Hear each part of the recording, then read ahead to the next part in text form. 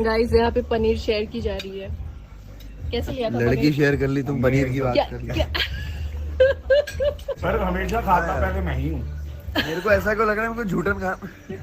Hello hi नमस्कारम, welcome to my channel. तो आज के इस वीडियो में हम बात करेंगे एक बहुत ही ज्यादा खूबसूरत सी चतुर नार के बारे में, जिसके इश्क में दो लोग हो गए थे गिरफ्तार। और इस तिगड़ी ने इतना जबरदस्त वाला तड़का लगाया था बिग बॉस सीजन 17 में कि उसको शायद ही कभी भूला जा सकता है। अब देखो, तुम लोग पिक्चर्स देखकर, टाइटल देखकर, थंबनेल देखकर समझ ही चुके होंगे कि मैं बात करने वाली हूँ ईशा, समर्थ और अभिषेक कुमार के बारे में। अब देखो यार, ये लव ट्रायंगल जैसी नजर आने वाली अजब प्रेम की गजब कहानी की शुरुआत हुई थी उडारिया सीरियल के सेट पे। पर ना ईशा और अभिषेक ने एक दूसरे को डेट करना शुरू कर दिया था।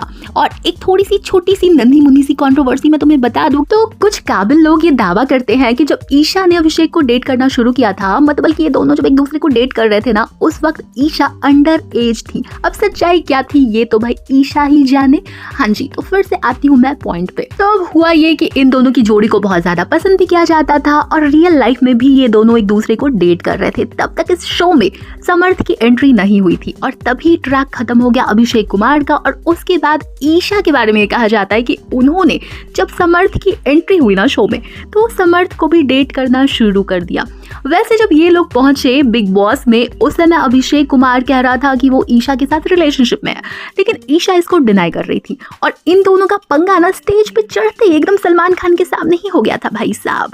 मतलब बल्कि यहाँ पे अभिषेक कुमार कह रहा था कि भाई ये किसी और को भी डेट कर रही है मेरे साथ रिलेशनशिप में रहते हुए। तो उस समय सलमान खान ने अभिषेक कुमार को ये समझाया था कि नहीं नहीं नहीं, कई बार ना लड़कियां पीछा छुड़ाने के लिए ऐसा कह देती हैं, जबकि ऐसा होता नहीं है। तो ईशा ने भी मुंडी हिला के कहा था एग्जैक्टली ऐसा ही है। उसके बाद शो में ईशा और अभिषेक कभी दोस्त तो कभी दुश्मन बने हुए नजर आ रहे थे। तभी एक दिन होती है समर्थ की एंट्री, AKA चिंटू भैया की। अब ये जनाब जब शो में आए थे ना, तो इन्होंने पोल खोल दी थी ईशा की और शो वालों को ये बता दिया था कि ईशा मालविया के साथ रिलेशनशिप में है।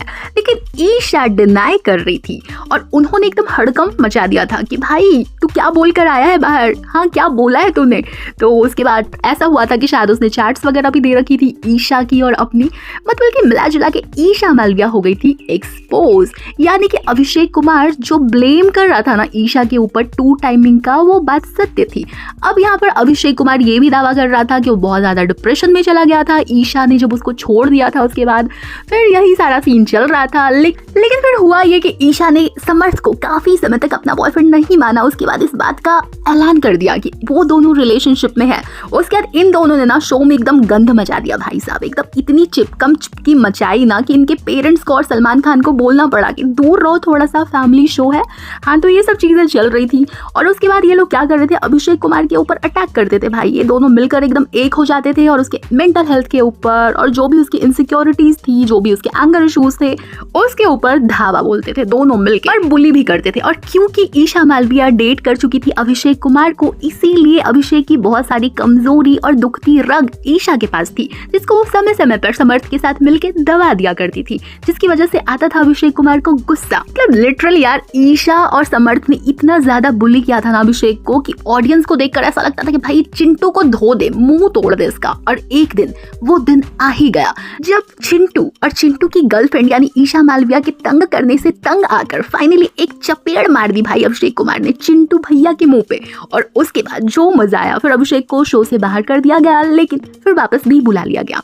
उसके बाद सलमान खान ये कहते हुए नजर आए कि भाई तू जब इतना बुली कर रहा था ना, तो अभिषेक हीरो बन गया था। उन्होंने समर्थ को समझाया कि अभिषेक हीरो बन गया था और ऑडियंस को देखकर ऐसा लग रहा था कि मार साले को मार, जो कि सच्चाई भी थी। अब देखो, एक तरफ जहां अभिषेक की इमेज ऐसी बन गई कि बेचारा एकदम दिल जला है, हारा है, दुखियारा है, बेचारा है और उसका कट गया है और काटा है ईशा ने। तो वही एक दृश्य हमें ये भी नजर आया मेरे बंधु कि अभिषेक कुमार मुनव्वर के साथ बैठकर गॉसिप करते हुए दिखाई दे रहे थे और शर्त लगाते हुए दिखाई दे रहे थे कि बिग बॉस से निकलने के कितने दिन बाद समर्थ और ईशा का ब्रेकअप हो जाएगा, जो कि आगे चलकर नॉट जलकर, हाँ, सच्चाई में तब्दील हो गया। यानी ऐसा ही हुआ। लेकिन उसके बाद सबसे ज्यादा हैरान करने वाली घटना मालूम है क्या हुई है?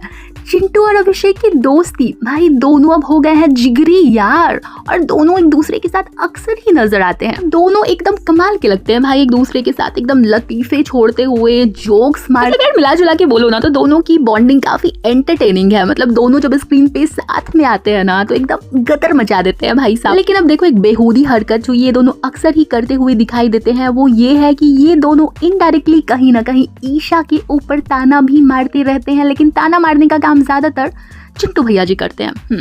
तो ये सारी चीजें चलती रहती है। उसके बाद अभी ये दोनों लाफ्टर शेफ सीजन 2 में नजर आ रहे हैं, जिसमें इन दोनों की बॉन्डिंग को जनता बहुत ज्यादा पसंद कर रही है।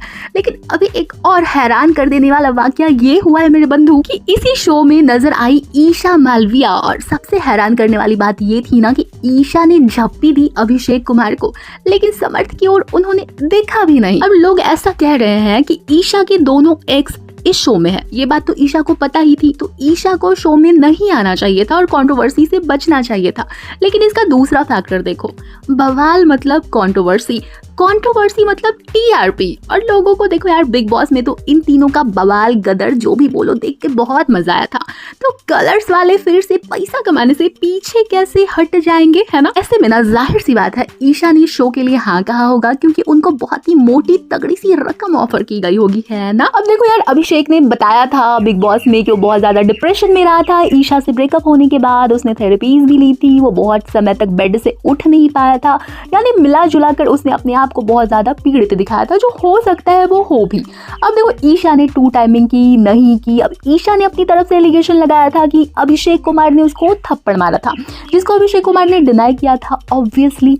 और सच ये भी है ना कि ईशा मालविया काफी बार अपनी झूठ को लेकर एक्सपोज हो चुकी हैं, लेकिन इससे हम ऐसा बिल्कुल भी नहीं कह सकते हैं कि अभिषेक कुमार फॉल्ट में नहीं थे। अच्छा, तुम लोगों को एक डिस्क्लेमर दे दूं, मैं रहती हूँ जंगल में गाइस, तो प्लीज मेरे पीछे से जो चिड़ियों की चहचहाहट आ रही हो ना उसको इग्नोर मार देना। देखो मेरे बंधु, मोरल ऑफ द स्टोरी यही है कि इनकी तिगड़ी से ना मिलती है चैनल को तगड़ी वाली टीआरपी, जिसकी वजह से इनको बार बार एक साथ दिखाया जाता है। अब देखो यार, कहते हैं ना कि बाप बड़ा ना भैया, सबसे बड़ा रुपया, तो वही वाली बात है। और बाकी ईशा अगर झूठी है तो उसको जिस तरह से समर्थ और अभिषेक डिसरिस्पेक्ट करते हैं बार बार वो काफी गलत है। अच्छा, यहाँ पे ना एक ईशा का बड़ा मजेदार सा स्टेटमेंट था जिसको मैं अपने शब्दों में बता देती हूँ। तो ईशा को ना लोग वैसा समझने लगे कि भाई ये 2 टाइमिंग करती है, काफी सारे बंदों को एक साथ डेट करती है।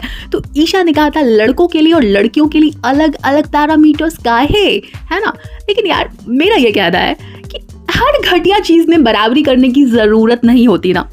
और किसी को जज करने वाले हम होते कौन है, क्योंकि देखो यार मुझे भी थोड़ा सा हिपोक्रेट बनना पड़ेगा ना, क्योंकि चैनल ही मेरा है। और देखो यार, इन दिनों ना अभिषेक कुमार मुझे काफी ज्यादा पसंद आ रहे हैं गाइस। उसका रीजन ये है कि इनका जो ड्रामा आ रहा है ड्रीमियता चैनल पर, उसका नाम है तू आशिकी है, वो बड़ा ही मजेदार है, मतलब थोड़ा निब्बा निब्बी टाइप का। लेकिन फिर भी उस ड्रामे को देखने के बाद मुझे अभिषेक कुमार बहुत अच्छे लग रहे हैं। अब वो कितने दिनों तक लगेंगे ये ना तुम जानो ना हम। एक्चुअली तुम लोग अगर इस ड्रामे को देख रहे हो तो मुझे कमेंट करके जुलूल बताना, इन तीनों की तिगड़ी वाली कंट्रोवर्सी के ऊपर तुम्हारा क्या ओपिनियन है ये भी बताना। तो कहावत सुनी है ना तुम लोगों ने, बड़ी बड़ी बातें बड़ा पाव खाते, वो मेरे ऊपर बिल्कुल सुटेबल है गाइस। और वो वाली कहावत है ना, चिराग तले अंधेरा, वो भी मेरे ऊपर ही सूट करता है, बहुत अच्छे तरीके से फिट बैठता है।